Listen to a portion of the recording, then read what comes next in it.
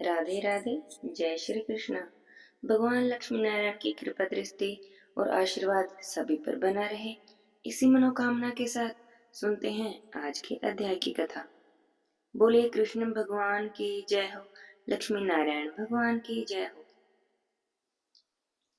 नारायण जी नारद जी को श्री कृष्ण की लीलाओं का वर्णन करते हुए कहते हैं, हे मुनि, एक दिन आनंद युक्त नंद जी ने वज्र में इंद्रिय की तैयारी करके सब और ढिंडोरा पिटवा दिया।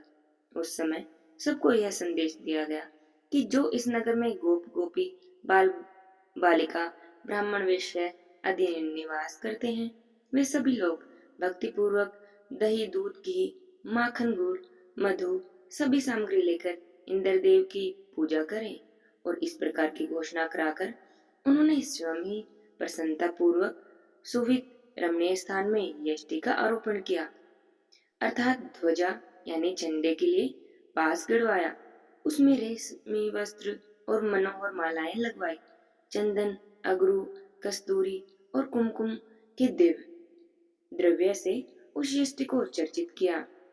नंद जी ने स्नान और नित्य क्रम करके भक्ति भाव से दो धुले हुए वस्त्र धारण किए और पैर धोकर वे सोने की पीढ़ पर बैठ गए। उस समय नाना प्रकार के पात्रों के साथ ब्राह्मण पुरोहित गोप गोपी बालक और बालिकाएं उपस्थित हुए। इसी बीच वहां नगरवासी भी बहुत सारा सामान लेकर अनेक प्रकार की भेंट पूजा की सामग्री लेकर आ गए। नारद जी उसी समय वहां पर ब्रह्मतीर्थ से जाज लमार वेद वेदांग के पारंगत विद्वान और शांत स्वभाव गर्ग जी जमीनी जी और कृष्ण देपायन जी बहुत से मुनि अपने शिष्यों के साथ पधारे। और भी ब्राह्मण क्षत्रिय वैश्य और भिक्षुक आदि भी आ गए। नंद जी ने उठकर सभी का स्वागत और सत्कार किया। उसके बाद यष्टि के समीप ही निपुण रसोईया ब्राह्मण पाक करने लगे, अर्थात खाना बनाने लगे। रतन दीपों की और धूप की जगमगाहट और सुगंधी चारों ओर फैल गई।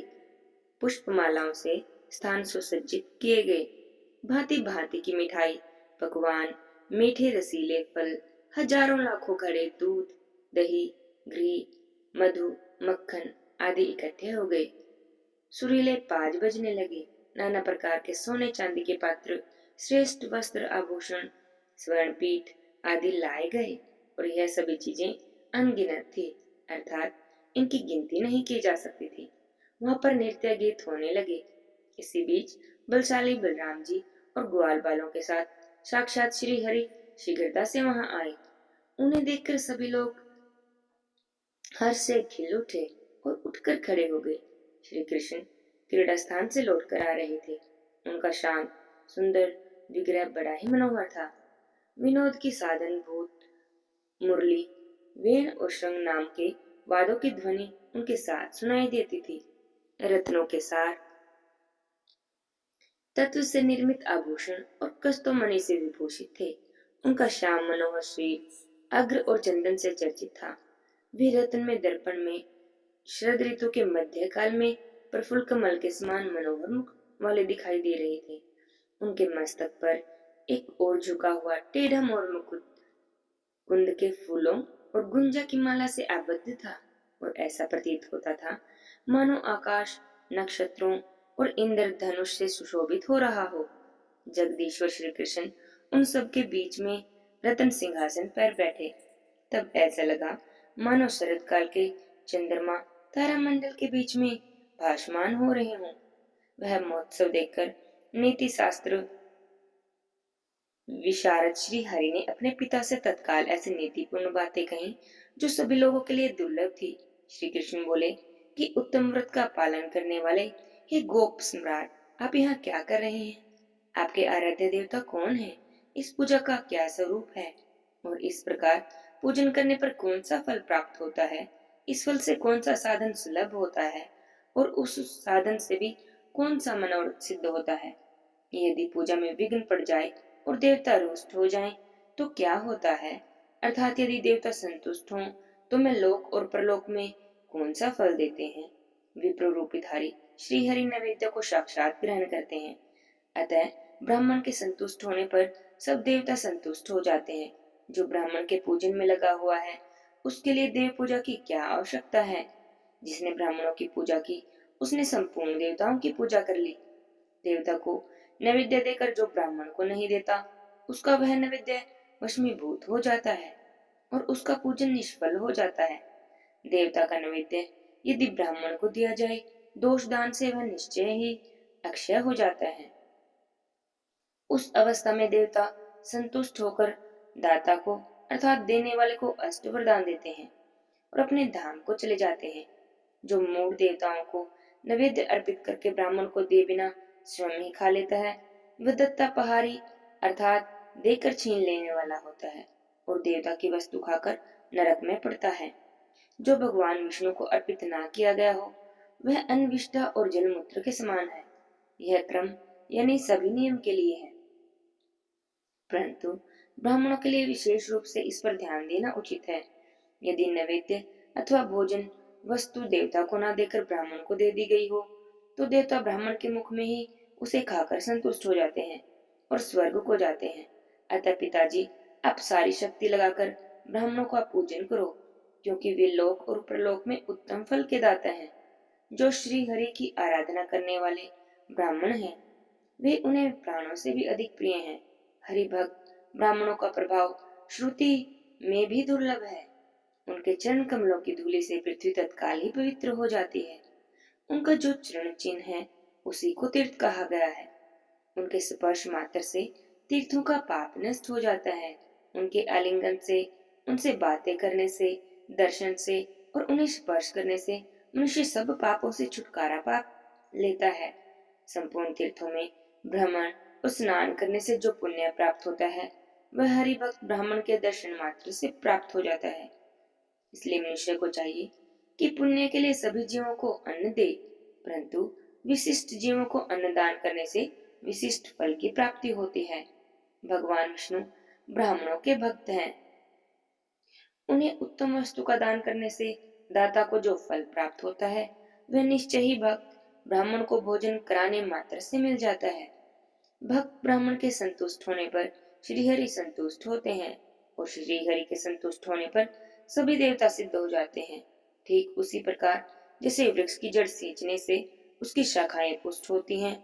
यदि यह सब संचित द्रव्य आप किसी एक देवता को देते हैं तो अन्य सभी देवता रुष्ट हो जाएंगे। उस दशा में क्या एक देवता क्या कर सकेगा। मेरी सम्मति तो है कि यहाँ जितनी भी वस्तुएं हैं उनका आधा भाग यदि आप गोवर्धन देव को दे दें तो वे की सदा ही वृद्धि करते हैं, तभी तो उनका नाम गोवर्धन हुआ है। हे पिताजी, इस भूतल पर गोवर्धन के समान पुण्यवान कोई नहीं, क्योंकि वे नित्य प्रतिदिन गौ को नई नई घास देते हैं। तीर्थ स्थानों में जाकर स्नान दान करने से जो पुण्य प्राप्त होता है, ब्राह्मणों को भोजन कराने से जिस पुण्य की प्राप्ति होती है, संपूर्ण व्रत उपवास सब तपस्या महादान श्री हरि की आराधना करने पर जो पुण्य प्राप्त होता है, संपूर्ण पृथ्वी की परिक्रमा करने से, संपूर्ण वेद वाक्य के स्वाध्याय से, संपूर्ण यज्ञों की दीक्षा ग्रहण करने पर मनुष्य जिस फल को प्राप्त करता है वही पुण्य बुद्धिमान मानव को घास देकर प्राप्त कर लेता है। जो घास चढ़ती हुई गाय को स्वेच्छापूर्वक घास चढ़ने से रोकता है उसे ब्रह्म हत्या का पाप लगता है और वह प्रायश्चित करने पर ही शुद्ध हो पाता है। हे पिताजी, सब देवता उनों के अंग में संपूर्ण तीर्थ गु के पैरों में और स्वयं लक्ष्मी उनके गुह्य स्थान में निवास करती है। जो मनुष्य गाय के पद चिन्हों से युक्त मिट्टी के द्वारा तिलक करता है उसे तत्काल ही तीर्थ स्थान का फल प्राप्त होता है और पद पर उसकी विजय होती है। गाय जहाँ भी रहती है उस स्थान को तीर्थ कहा गया है। वहाँ प्राणों का त्याग करके मनुष्य तत्काल ही मुक्त हो जाता है, इसमें जरा भी संशय नहीं। जो नराधम ब्राह्मणों और गाय के शरीर पर प्रहार करता है निसंदेह उसे ब्रह्म हत्या के समान पाप लगता है। नारायण के अंशभूत ब्राह्मणों और गाय का वध करते हैं वे मनुष्य जब तक चंद्रमा और सूर्य की सत्ता है तब तक के लिए कालसूत्र नरक में जाते हैं। हे नारद जी, ऐसा कहकर श्री कृष्ण चुप हो गए। तब आनंदित नंद जी ने मुस्कुराते हुए उनसे कहा। नंद जी बोले, हे बेटा, यह महात्मा महेंद्र यानी इंद्र देव की पूजा है, जो पूर्व परंपरा से चली आ रही है। यह सुदृष्टि का साधन है और इससे सब प्रकार के मनोरथ संशय की उत्पत्ति होती है। शिष्य ही प्राणियों के प्राण हैं, शिष्य से ही जीवधारी जीवन निर्वाह करते हैं। इसलिए ब्रिजवासी लोग पूर्व पीढ़ियों के क्रम से महेंद्र यानी इंद्र देव की पूजा करते आ रहे हैं। यह महान उत्सव वर्ष के अंत में होता है। विघ्न निवृत्ति और कल्याण की प्राप्ति इसका उद्देश्य है। नंद जी की बातें सुनकर बलराम सहित श्री कृष्ण जी जोर जोर से हंसने लगे और अपने पिता से बोले, श्री कृष्ण जी ने क्या कहा, यह हम अगले अध्याय की कथा में सुनेंगे। आज के अध्याय की कथा यहीं समाप्त होती है। बोली श्री कृष्ण भगवान की जय हो। अब सुनते हैं सोमवार व्रत कथा। बोली शंकर भगवान की जय हो, पार्वती माता की जय हो। बहुत समय पहले की बात है। किसी नगर में एक वेश्या रहता था। वह वेश्या बहुत ही धनी था। उसे किसी भी बात का कोई कष्ट नहीं था, पर उसके पास विशाल वैभव होते हुए भी उसकी कोई संतान नहीं थी। इसी कारण वह वेश्या बहुत दुखी रहता था। वेश्या भगवान शिव का अनन्य उपासक था और प्रत्येक सोमवार को वह भगवान शिव की पूजा करता, व्रत करता और सोमवार के समय शाम के समय शिव मंदिर में दीपक जलाता और उन अनेक प्रकार के व्यंजन अर्पित करता। इसके बाद पत्नी सहित भगवान का प्रसाद ग्रहण करता। उस वेश्या के भक्ति भाव को देखकर पार्वती जी को दया आ गई और वे भगवान शिव से बोली, हे भगवान शिव, यह वेश्या प्रति सोमवार को आपका पूजन कितनी श्रद्धा और भाव से करता है। आप इसकी संतानहीनता को दूर क्यों नहीं कर देते। पार्वती जी की बातें सुनकर भगवान शिव बोले, हे देवी, इस वेश्या को संतान न होना इसके पूर्व जन्म का फल है और वह अपने कर्मों का ही फल भोग रहा है। तब पार्वती जी बोली, हे महादेव जी, यदि आप अपने भक्तजनों के कष्ट को दूर नहीं करेंगे तो भक्तजन आपकी पूजा और आराधना क्यों करेंगे। इसलिए आपको उसे अवश्य ही पुत्रवान बनाना चाहिए। तब पार्वती जी से महादेव जी बोले, हे देवी, मैं तुम्हारे आग्रह से उसे पुत्र प्राप्ति का वर तो दे देता हूँ, और इसके भाग्य में पुत्र सुख न होने के कारण वह पुत्र केवल 12 वर्ष तक ही जीवित रह सकेगा। कुछ काल के बाद भगवान शिव की कृपा से वेश्या की पत्नी गर्भवती हुई और 10वें महीने में उसे पुत्र रत्न की प्राप्ति हुई। पुत्र उत्पन्न होने पर वेश्या के घर में बहुत आनंद मनाया गया, पर फिर भी वह वेश्या निश्चिंत न हो सका, क्योंकि वह जानता था कि उसका पुत्र केवल 12 वर्ष तक ही जीवित रहेगा। इस प्रकार आनंद मंगल में 11 वर्ष का समय तो बीत गया। एक दिन उसकी माता ने पति से पुत्र के विवाह के लिए आग्रह किया। तब उसने अपनी पत्नी से कहा कि अभी विवाह की क्या चिंता है, अभी तो मैं इसे काशी में विद्या अध्ययन के लिए भेजूंगा। पत्नी से ऐसा कहकर उस वेश्या ने लड़के के मामा को बुलाया और उसे बहुत सा धन दिया और कहा कि तुम अपने इस भांजे को पढ़ाने के लिए काशी ले जाओ, और एक बात याद रखना कि मार्ग में ब्राह्मणों को भोजन कराते हुए, दक्षिणा देते हुए और यज्ञ करते हुए जाना। इस तरह वे दोनों घर से विदा होकर रास्ते में ब्राह्मणों को भोजन करवाते हुए, दक्षिणा देते हुए और यज्ञ करते हुए एक नगर में पहुंच गए। संयोग से उस नगर के राजा की कन्या का विवाह भी उसी दिन था। वह कन्या अत्यंत सुंदर और सुलक्षणा थी और जिस राजकुमार से उसका विवाह होने वाला था वह एक आंख से काना था, और वर के पिता को इस बात की बड़ी चिंता थी। जब उसने वेश्या के सुंदर पुत्र को देखा तो उसने उसके मामा से कहा, यदि आप अपने भांजे को कुछ समय के लिए मुझे दे दें तो आपकी बड़ी कृपा होगी। विवाह के बाद मैं इसे वापस आपके पास भेज दूंगा और इसके बदले में आपको बहुत सा धन भी दूंगा। धन के लालच में मामा मान गया। वर के पिता इस प्रस्ताव से सहमत हो गया और उसने अपने भांजे को नकली वर बनाकर विवाह मंडप में भेज दिया।